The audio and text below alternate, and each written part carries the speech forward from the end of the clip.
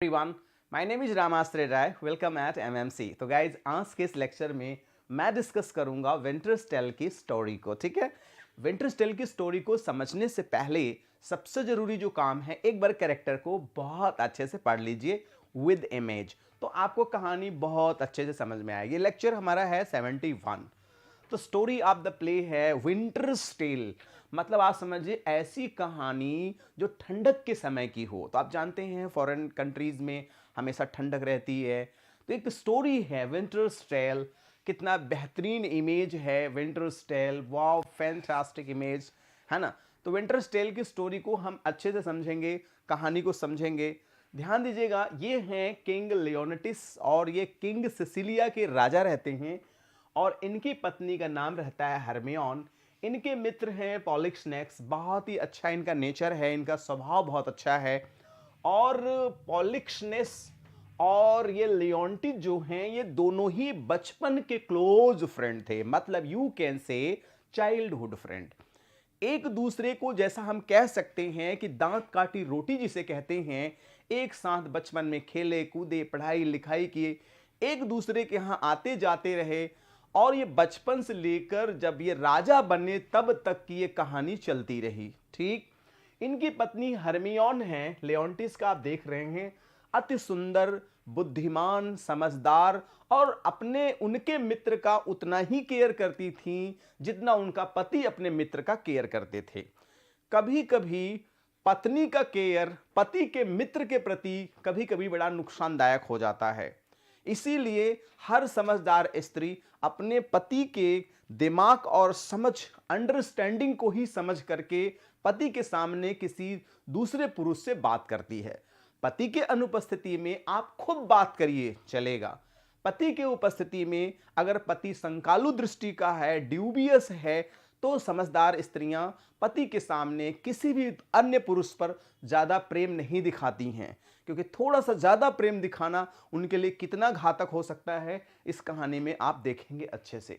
ठीक है, अब इनकी एक बेटी है परडिटा, जो मैं कहानी बताऊंगा, और ये प्रिंस फ्लोरिजल हैं जो इनके पुत्र हैं, और ये कैमिलियो है, ये पॉलिना है मेड सर्वेंट, एंटिगोनस है इनकी पत्नी है।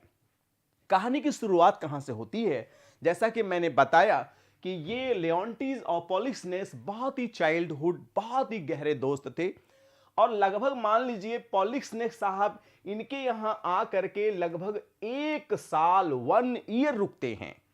अब सोचिए कि 1 साल आके रुकते हैं, तो दोस्ती कितनी गहरी थी आप अंदाजा तो लगा ही नहीं सकते, है ना, या अंदाजा लगा सकते हैं कितनी गहरी दोस्ती थी। अब जब इनके यहां, अब इन्होंने कहा कि ऐसा है, मेरे पिताजी अब बुजुर्ग हो गए हैं, अब वहां उनका देहांत हो गया है, अब मेरा जाना अति आवश्यक है। मतलब बोला कि अब भाई 1 साल हो गया, अब कितना रुकूं, अब मुझे जाना जरूरी है, क्योंकि मुझे भी अपने पिताजी का जो राज्य और कार्यभार है वो सब संभालना होगा।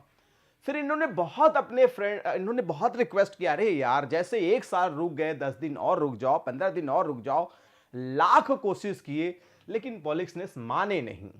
तब इन्होंने कहा अपनी पत्नी से कि भाई तुम्हारी आवाज बहुत मधुर है, और तुम्हारे अंदर एक कला है किसी को समझाने की, तुम समझाओ, हो सकता है मान जाए। अब देखिए, पति की बात मानकर हरमियोन बड़े प्यार से कहती हैं, पॉलिक्सनेस जी, आपको तो देखिए हमारे यहां 10 दिन रुकना ही पड़ेगा, चाहे तो आप गेस्ट के रूप में रुकें, नहीं तो आपको हम अपने प्रेम की कैद में रख करके, ध्यान दीजिएगा, अपने प्रेम की कैद में कैदी की तरह रखेंगे। इतना बेहतरीन ढंग से हरमियोन ने समझाया इनको कि ये तैयार हो गए रुकने के लिए। अब ध्यान दीजिएगा, जब ये तैयार हो गए रुकने के लिए, तो इनके दिमाग में डाउट पैदा हो जाता है, अरे मैं 2 घंटे से चिल्ला रहा हूं, सुबह से लेके शाम तक कह रहा हूं रुक जाओ रुक जाओ, मेरे कहने से ये नहीं रुका, मेरी पत्नी ने कह दिया और तुरंत रुक गया। अब जब भी हरमियोन इनसे बातें करती थी, लियोंटिस को हमेशा डाउट होता था, कुछ न कुछ गड़बड़ जरूर है, राइट। अब ध्यान दीजिए, इनकी जलन इतनी ज्यादा बढ़ गई कि इन्होंने कैमिलियो से कहा कि तुम एक काम करो, शाम के समय जब ये साहब सो रहे हों या जब खाना खाएं, तो इनको खाने में जहर डाल देना। समझिएगा ध्यान से, कैमिलियो बड़ी अच्छी तरीके से जानता था कि ये इतने गहरे दोस्त हैं, माना कि राजा आज गुस्से में, ईर्ष्या बस, डाउट बस अपने मित्र को मारना चाहते हैं, तो ये आ करके कैमिलियो इनसे बता देता है कि साहब, आपके ही परम मित्र लेओंटीज आपको मारना चाहते हैं, जहर देकर मुझे आदेश दिए हैं, सो मैं जहर लेके भी आया हूं। तो आपकी भलाई में इसी में है कि आप यहां से रफू चक्कर हो जाओ, आप यहां से निकल लो। तो कैमिलियो कहता है इनसे कि निकल लो, तो कहे मैं तो निकल लूंगा, तुम तो राजा की अवहेलना किए हो, और अगर उन्हें पता चलेगा तो बेटा तुम्हें भी राजा छोड़ेंगे नहीं। तो कहता साहब तो मैं अभी आपके साथ चलता हूं। ये दोनों के दोनों भाग जाते हैं। जब वहां से चले जाते हैं, इनको सूचना मिलती है, तो इनको शक का दायरा इनका और बढ़ जाता है कि हो न हो कुछ गड़बड़ जरूर था। हो सकता है हरमियान ने बता दिया हो कि मेरे प्रेमी, मेरे हस्बैंड ये सब कहानी जान गए हैं, और आप यहां से निकल लो। शक का दायरा इतना बढ़ जाता है कि लेओंटीज इनको क्या कर देते हैं, जेल में डाल देते हैं। कहां डाल देते हैं? जेल में डाल देते हैं। और इनका एक बड़ा ही प्यारा पुत्र रहता है जिसका नाम है मैमिलस। ये देखिए कितना सुंदर लड़का है। और ये सारी कहानी, सारी सिचुएशन जब ये देखता है, मैमिलस बहुत दुखी होता है और जेल में इसको भी डाल दिया जाता है। ठीक है, अब क्या होता है कि राजा को बड़ा डाउट होता है। इन्होंने अपने 2 सरदारों को भेजा ओरेकल ऑफ डेल्फी के पास कि जाओ ओरेकल ऑफ डेल्फी से पूछो कि क्या वास्तविकता क्या है। तो जब ओरेकल ऑफ डेल्फी से जाते हैं दोनों सरदार पूछने, तो ओरेकल ऑफ डेल्फी कहती हैं हरमियोन बहुत ही ऑनेस्ट और चेस्ट लेडी हैं, उनका मित्र बहुत ही अच्छा है, इनके कोई लीगल रिलेशंस नहीं है, और कैमिलियो भी जो है बहुत ही वफादार इनका नौकर रहा है। इसलिए फिर इसके बावजूद भी जब सरदार आके रिपोर्ट करते हैं ये सब बातें लेओंटीज को, फिर भी लेओंटीज इस बात को नहीं मानता है और एक ट्रायल सीन रखता है, कोर्ट में बुलाता है, खुद ही जज बन करके हरमियान को है ना सजा सुना देता है।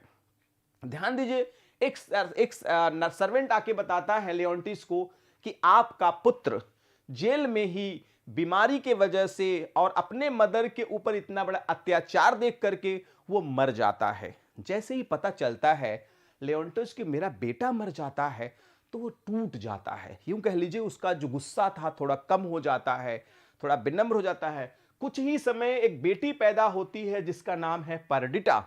और जब बेटी पैदा होती है तो इनका शक का दायरा अभी कम नहीं हुआ है और बढ़ गया। हो न हो मेरे मित्र की ही ये बेटी है, किसी और की हो ही नहीं सकती है। इन्होंने आनन फानन में कहा कि इस परडिटा को भी जला दिया जाए, अच्छा, या तो इसको समुद्र किनारे फेंक दिया जाए। इस काम को दे दिया गया पॉलिना को। आप देख सकते हैं पॉलिना एक टोकरी ली है और इसी में ये देखिए छोटी सी बच्ची को इसका हस्बैंड लिया हुआ है। पॉलिना बहुत ही समझदार मेड सर्वेंट भी रहती है और बहुत अच्छी दोस्त भी रहती है हरमियोन की। अब क्या होता है, पॉलिना के दिमाग में आता है, पॉलिना एक पत्र लिखती है और इस टोकरी में रखती है और पत्र के नीचे उसमें परडिटा नाम अपने हस्बैंड से लिखवा लेती है और उसके नीचे ढेर सारे सोने चांदी के सिक्के रख देती है और लेटर लिखवाती है कि जो भी इस बच्ची को पाएगा उसका पालन पोषण बहुत अच्छे से करेगा। अब ये एंटीगोनस ले करके जाता है और समुद्र के किनारे छोड़ करके जब लौट रहा होता है उसी समय भालू उसको खा लेता है। एक चरवाहा शेफर्ड वहां से गुजरते हुए ये सारी घटनाएं देखता है और शेफर्ड उस बच्ची को उठाता है, ढेर सारी धन दौलत देख करके खुशी से उस बच्ची को बहुत अच्छे से पालता है। अब कहानी आगे बढ़ती है और होता क्या है, पॉलिक्स नेक्स्ट। अब धीरे धीरे समय 15-16 साल और बीत जाता है और लियोंटीज क्या होता है, धीरे धीरे टूटने लगता है। तब और टूट गया जब उसे पता चला कि पॉलिना भी एक्सपायर कर गई है। होता क्या है कि पॉलिना क्या करती है ना, सॉरी, हरमियोन एक्सपायर कर गई है। तो ये पॉलिना जाके सूचना देती है लियोंटीज को कि आपकी वाइफ हरमियोन साहब अब इस दुनिया में नहीं रही हैं। यह सुनकर लियोंटीज और दुखी हो जाता है क्योंकि बेटा भी मर चुका है, बेटी को इसने फेंकवा दिया था। पत्नी के मृत्यु की सूचना सुनकर और टूट जाता है। यूं समय धीरे धीरे धीरे अब बीतने लगता है। अब कहानी आती है 16 साल की बात। अब इनकी जो बेटी 1 साल की थी अब हो गई है 16 साल की, एक सुंदर कन्या हो गई है और यह चरवाहे के यहाँ थी। इसी में प्रिंस फ्लोरिजल ने जब वहां देखा परडिटा को तो he became victim of love at first sight. दोनों एक दूसरे से प्रेम करने लगते हैं, लेकिन जब पोलिक्सनेस राजा है इसे पता चलता है कि मेरा बेटा एक चरवाहे की लड़की से प्रेम करता है, ये बात इनसे बर्दाश्त नहीं हुई। कैमिलियो जो है ये धीरे धीरे जान जाता है कि इनका बेटा परडिटा से प्रेम करता है, और कैमिलियो ये जानता था कि परडिटा किसकी बेटी है। ध्यान दीजिएगा, परडिटा किसकी बेटी है ये अच्छी तरीके से कैमिलियो जानता था। अब इसके पिताजी ने इनको समझाया कि बेटा अगर इस लड़की से शादी तुमने किया तो मैं तुम्हें जायदाद से बेदखल कर दूंगा। परडिटा से आकर के ये बताता है कि देखो हमारे पिताजी ने ऐसा ऐसा कहा है। परडिटा बहुत ही समझदार थी, उसने कहा कि देखिए अगर आपके पिताजी इतने बड़े आदमी हैं, वो राजा हैं, हम तो एक चरवाहे की लड़की हैं। कहे नहीं नहीं, आप चाहे जो हो, आप सुंदर हैं, गुणवान हैं, समझदार हैं, बुद्धिमान हैं, मुझे वही चाहिए सो कि आपके अंदर है। फिर ये और ये दोनों प्लान करते हैं भागने के लिए, और इसमें मदद कैमिलियो करता है। कैमिलियो करता है साहब भागने से काम चलेगा नहीं, आप एक काम करिए, चले जाइए। कहां? आप चले जाइए सिसिलिया जहां लियोन्टिस रहते हैं, वहां जाएंगे तो बहुत कुछ कहानी आपकी क्लियर हो जाएगी। वहां जाइएगा, लियोन्टिस से मिलिएगा कि पॉलिक्सनेस ने हमें भेजा है। अब ये दोनों जाते हैं और साथ में कैमिलियो भी जाता है। कैमिलियो को धीरे धीरे जानकारी हो गई थी कि अब लियोन्टिस टूट चुका है। लियोन्टिस जैसे ही कैमिलियो को देखता है बड़ा खुश होता है। अरे कैमिलियो तुम? कहे हाँ साहब, मैं तो उसी समय चला गया था डर के मारे आपके। कहे अब तो मेरा सब कुछ टूट चुका है कैमिलियो, सब कुछ खत्म हो चुका है, अब मेरे पास कुछ नहीं है।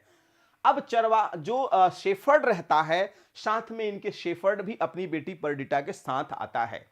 फिर क्या होता है, कैमिलियो कहता है साहब आपकी एक बेटी थी, आपने फिकवा दिया था। और जब इसको देखते हैं परडिटा को, लियोन्टिस कहते हैं अगर मेरी बेटी होती तो आज शायद इतनी ही बड़ी होती, बड़ा दुर्भाग्य है मेरे साथ, मैं क्या करूं। तो कैमिलियो ने कहा कि साहब आपको बात बताऊं, आपको सारी बात बताता हूं, ये जिस बिटिया को आप देख रहे हैं परडिटा की कोई और नहीं, ये आप ही की बेटी है। शेफर्ड भी आता है और कहता हाँ साहब, ये बेटी, ये लड़की जो है परडिटा, जब ये मैं पाया था समुद्र के किनारे तो इसमें एक नाम लिखा था परडिटा। फिर पॉलिना आती है आगे और कहती है हाँ साहब ये मेरे पति की हैंडराइटिंग है, और गोल्ड पैसे और वो कपड़े जिस कपड़े में हमने लपेट करके दिया था शेफर्ड ने, वो भी कपड़ा रखा था। कुल मिलाकर के 100% ये सर्टिफाई हो गया कि ये लड़की जो परडिटा है किसी और की नहीं, लियोन्टिस की है। जैसे ही पता चलता है परडिटा को अरे ये मेरे पिताजी हैं, जैसे ही प्रिंस फ्लोरिजल को लगता है कि अरे मैं तो चरवाहा की लड़की से नहीं बल्कि मैं तो एक राजकुमारी से प्रेम करता था, बहुत ही खुश हो गए। आप ये समझ सकते हैं कि 16 साल के बाद अगर किसी ऐसे व्यक्ति से आप मिलो और सोच लो कि वो मर चुका है और ये पता चल जाए कि वो जिंदा है। जैसे कोई अपनी प्रेमिका से बिछड़ जाए और कोई सूचना दे दे कि आपकी प्रेमिका अब इस दुनिया से जा चुकी है ना, और 10 साल बाद उससे मिलो और ये पता चल जाए कि नहीं ये रेम्यूर था, ये र्यूमर था, ये अफवाह था, तो आपको कितनी खुशी होगी बयां नहीं कर सकते आप। ठीक है, तभी क्या होता है, लियोन्टिस कहता है क्या करूं, मेरी बेटी तो मिल गई, बड़ी खुशी है, काश कहीं मेरी पत्नी होती जिंदा और देखती तो कितनी खुशी होती। पॉलिना कहती है साहब एक इटालियन चित्रकार ने बड़ी ही खूबसूरत आपके पत्नी का चित्र बनाया है, स्टैचू बनाया, चलिए तो आपको दिखाते हैं। अब परडिटा अपनी मदर की स्टैचू देखने, ये अपने सासू अम्मा की स्टैचू देखने, ये अपनी पत्नी की स्टैचू देखने, और ये कैमिलियो अपनी रानी की स्टैचू देखने जाते हैं। और जब स्टैचू के सामने जाते हैं तो रोने लगते हैं लियोन्टिस। अरे हरमियोन एकदम बेहतरीन स्टैचू थी, मेरे पास तो गाइस उसकी मूवी भी है जो कि बीबीसी वालों ने बनाई है, बड़ी खूबसूरत मूवी बनाई है उन्होंने उस पर। तो जब ये देखते हैं स्टैचू तो कहते हैं कि अरे ये तो मेरी एकदम हूबहूब, इतना सुंदर स्टैचू कैसे चित्रकार बना सकता है, एकदम मेरी हरमियोन ही है। अब पॉलिना कहती है साहब अरे स्टैचू बड़ी कमाल की है, आप वास्तव में अगर प्रेम करते हैं आप एक बार बोलिए तो कि चलो हरमियान मेरे पास आ जाओ, स्टैचू चलने भी लगेगी। तो जैसे उन्होंने कहा हरमियान प्लीज कम एंड एम्ब्रेस मी, आओ और गले लग जाओ, धीरे धीरे स्टैचू चलने लगती है। फिर वो कहते हैं लियोन्टिस कि तुम अपना हाथ मेरे हाथ में दो। स्टैचू ने हाथ दे दिया, मतलब हाथ में हाथ दे दिया। अब लियोन्टिस कहते काश कहीं मेरी हरमियोन जिंदा होती तो कितना अच्छा होता। पॉलिना ने कहा कि साहब ये बोलती भी है स्टैच्यू। क्या ये स्टैच्यू बोलती भी है? हाँ। तो इन्होंने कहा हरमियान मैं तुम्हें, मुझसे गलती हो गई है, हो सके तो मुझे माफ कर दो, और रोने लगते हैं।